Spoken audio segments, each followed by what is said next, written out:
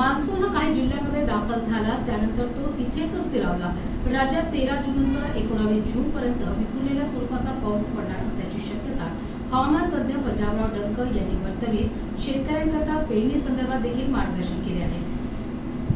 नमस्कार, मी पंजाब डक। आज 11 जून 2026 महाराष्ट्रातल्या शेतकऱ्याला एक अंदाज देणार आहे। कारण की राज्यामध्ये काय झालं, मान्सून बरेच म्हणजे दाखल झाला, पण ते काय झालं काही जिल्ह्यातच झाला।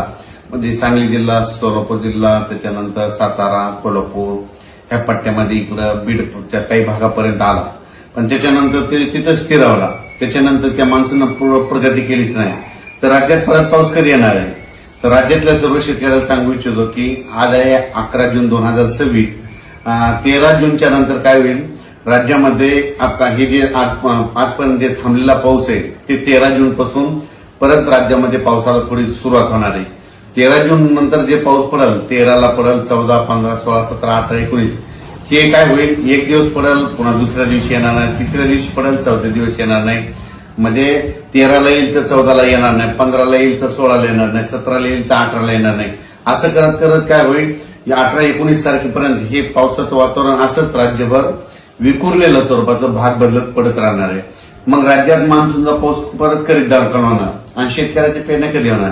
तर राज्यातल्या सर्व शेतकऱ्याला सांगू इच्छितो की मी पहिल्यापासूनच म्हटलं होतं की यावर्षी 3 टप्प्यामध्ये पेरण्या होणार आहे। एक टप्पा राहील 7 ते 14 जूनचा। तर 7 ते 14 मध्ये काही भागामध्ये इकडं केजच्या पलीकडे तिकडे काही भागामध्ये जिथं जास्त पाऊस पडला तिकडे पेरण्या सुरू झाल्या, त्यांचे फोन देखील आले। इकडे सातारा, सांगली, कोल्हापूरकडे देखील ते सोयाबीन तिकडे देखील काही भागामध्ये पेरण्या सुरू झाल्या, लागवडी सुरू झाल्या। पण काय झालं त्याच्यानंतर महाराष्ट्रामध्ये की आपल्याकडं महाराष्ट्रामध्ये पाऊस सगळीकडे पोहोचत नाही।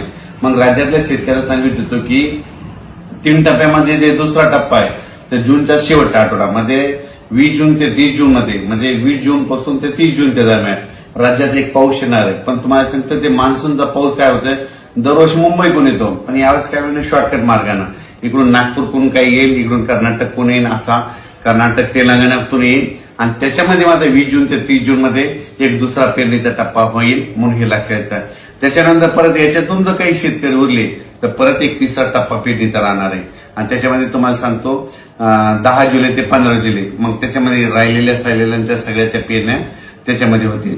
पण शेतकऱ्याला माझी विनंती की जमिनीमध्ये चांगली ओल असेल तरच पेरणीचा निर्णय घ्या, नसता पेरणी करू नका। कारण की 4 बोट 6 बोट ओलीव पेरणी केली तर ती आतापर्यंत फेल जाते, हे स्वतःचा देखील अनुभव आहे। म्हणून जमिनीमध्ये ईदवर ओल गेली त्यानंतर पेरणीचा निर्णय तुम्ही